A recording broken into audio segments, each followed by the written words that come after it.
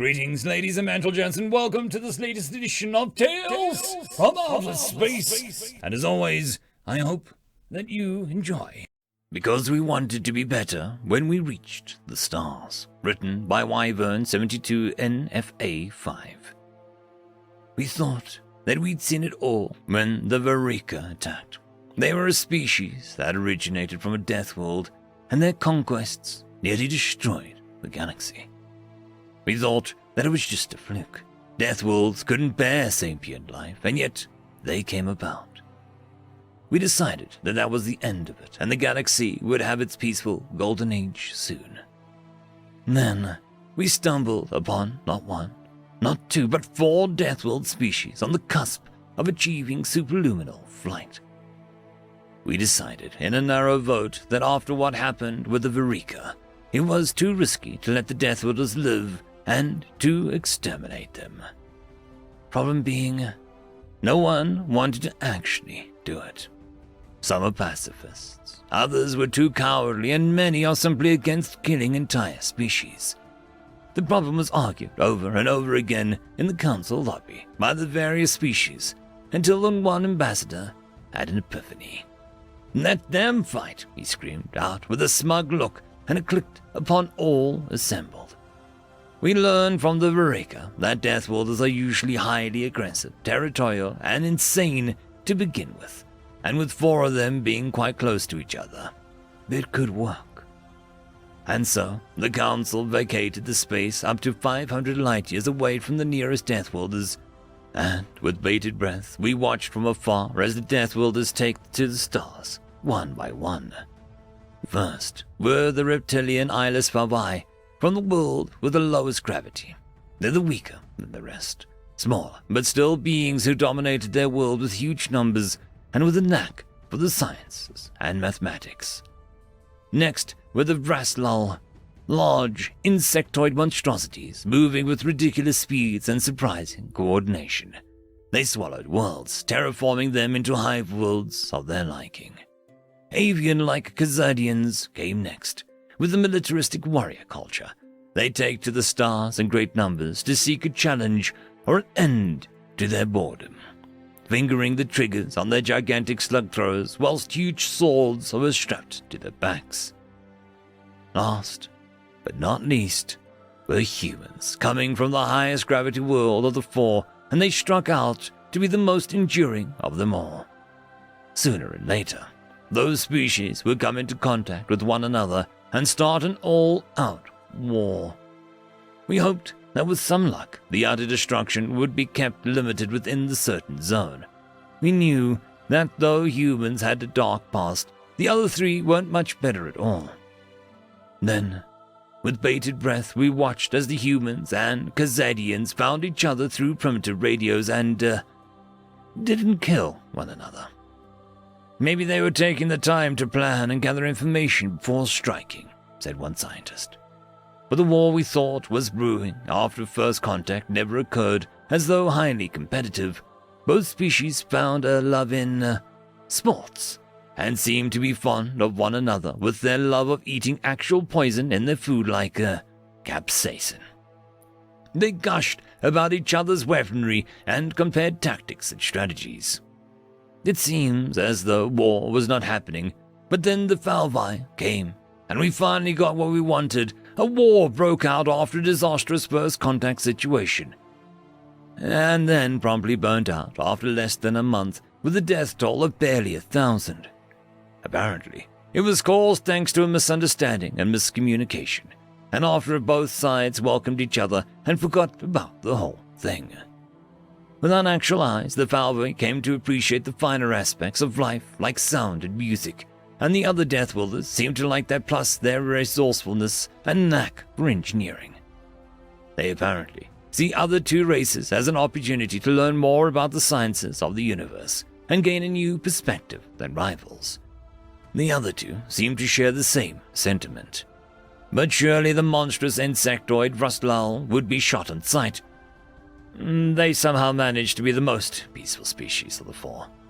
It also turns out that they share a lot of biological and cultural similarities with the other 3 species, and quickly wanted in on the other Deathworlders' own growing intergalactic community.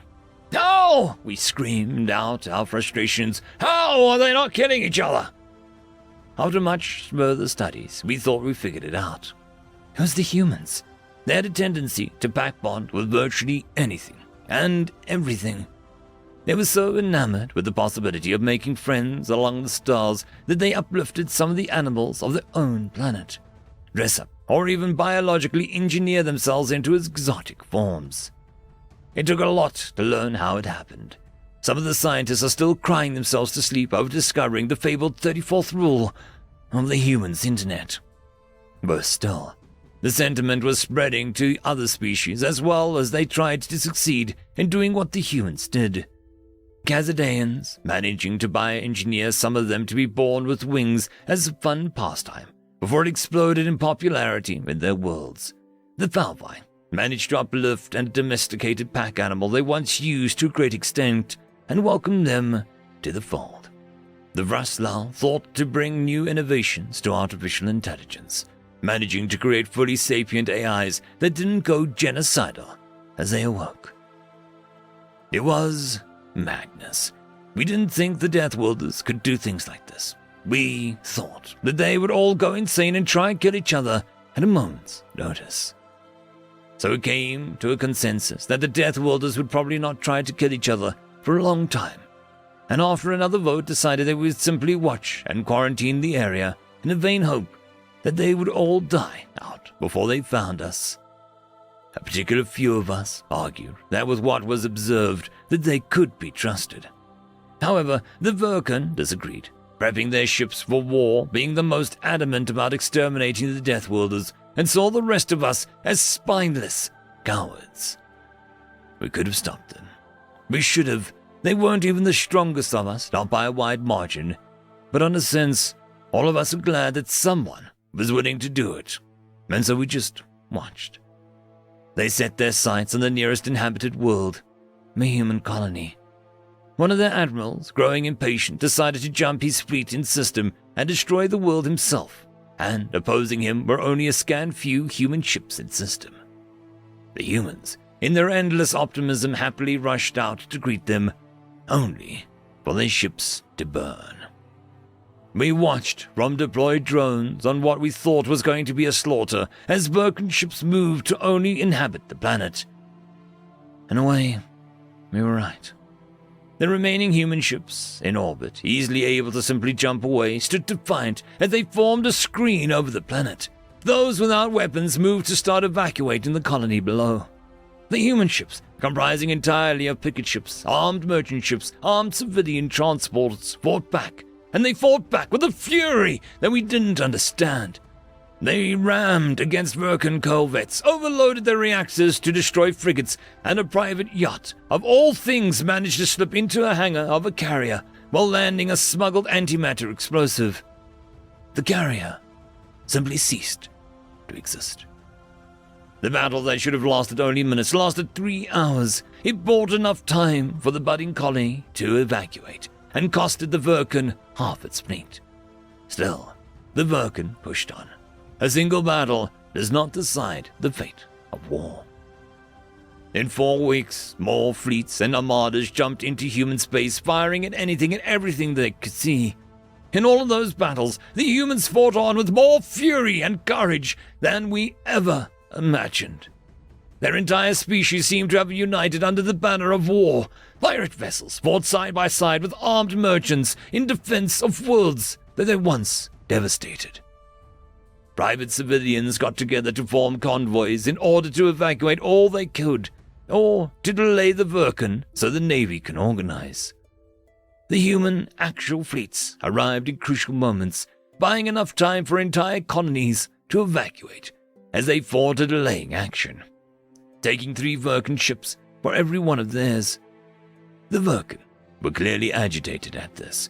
They were at least 1,000 years more advanced than the humans and outnumbered them. How dare they stand defiant against their advance? And so, we watched as they plotted, some providing minor material support for the war effort. The Vulcan leadership decided that they needed a decisive strike to break the humans' morale and what better way to cripple their spirit than destroy Earth, their cradle world? So, the entire Vulcan Void Navy jumped into the Sol system and found that it was a fortress of no equals. There were defensive walls over defensive walls of fortifications made of gigantic orbital lasers, magnetic accelerator cannons, and orbital defense platforms, all of which were supplemented with Earth's own defense fleet, as the humans were keen to protect Earth and its sisters from harm. The ensuing battle waged on for a month, as the Vulcan threw every ship that they had in system, whilst the humans, realizing this must be the entire Vulcan armada, raced all of the ships into the system in defense. It was a madness incarnate, but as the dust cleared from the formerly chaotic battlefield, the human fleet lay ragged against half of the original armada arrayed against them. It was over. We knew it. The Vulcan knew it. The humans knew it, but they still grit their teeth and charged out, ready to take 5 of the enemy ships for one of theirs. The Khazadaeans, the Hellwolder, and the Kruslull did not share the sentiment. Hellwolder ships suddenly screamed into the system in the hundreds and then thousands before firing their drives and charging the Vulcan lines as a mass. Most of their ships were incomplete, slapped together, or were literally floating pieces of debris, junk, or asteroids with engines strapped on. They fought with a careless abandonment of their lives, and though they were destroyed in their hundreds, 1,000 more jumped in, making use of their massive numbers to bog down the Vulcan. When the Hellwolder started to slow down, Khazadaeans entered the fray. They led the charge with decommissioned warships converted into armament ships filled to the brim with missiles and flown only by skeleton crews, resulting in an overpowering first strike. Making use of the more efficient and faster engines, they did hit-and-run tactics, skirmishing down the numbers of the Vulcan as they knew that they could not win in a direct engagement. We watched as the battle raged on for another whole month. More human ships came ready to defend their homes as the Vulcan armada slowed down considerably. Knowing that it was now or never, the Vulcan flew in the last of their ships, all of them, reinforcing their now ragged armada with any and all ships that they have left. The Vulcan fleet cheered as their reinforcements arrived just in the nick of time. Raslull's hive carriers agreed with the sentiment, and their cheers were silenced as from the entire hive fleet came hundreds of thousands of parasite craft and bombers. A human fleet originally aiming to cut off Vulcan supply lines took the chance to jump behind them, as the rest of the Khazadaean fleet jumped in along with the actual Hellwolder navy with tens of thousands of actual warships, the ships before being refitted civilian or decommissioned military craft. The battle for Sol would be one to remember as it waged on for another month as the tide turned against the Vulcan. We watched as the remaining Vulcan ships were massacred as they tried to run, only to find the humans had installed an FTL interdiction field around the Sol system, trapping them in. There was no time for a victorious side to cheer as they one by one turned towards where the Vulcan came from. As on our side, we decided to, how did the humans call it? Throw the Vulcan under the bus by kicking them out of the council, cut off all connections with them, and hope that the enraged Deathworlders don't decide to eat us as well. When they finally breached into Vulcan space a decade later, with warships armed with new and improved technology, they swept aside whatever defenses the Vulcans made and forced an unconditional surrender. We were scared as we watched, witnessing the Deathworlders' skill, violence, anger, fury, kindness, benevolence, and mercy. In a twist, the new Terran Confederacy, making fun of the fact that all 4 Deathworld species named their planet after some form of dirt, earth, or terra, decided to show mercy on the Vulcan.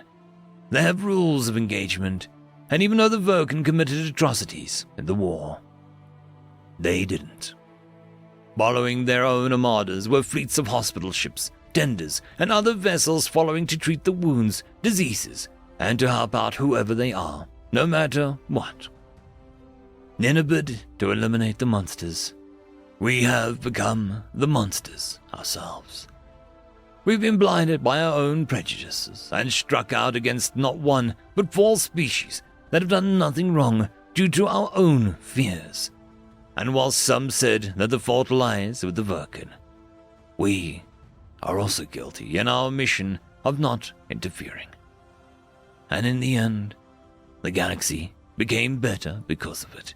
The Deathworlders did not blame us at all, nor did they blame the Virkin as a species. Nowadays, they are a major part of the galaxy. They explore the unknown spaces, fight death with a red cross on their bands, send aid to those who need them, and trade with others. The galaxy has never seen such a golden age since they entered, and it is only getting better every day. When we asked them why they didn't just kill each other, as they would have been easier, they all had the same answer. Because we wanted to be better when we reached the stars. End of story.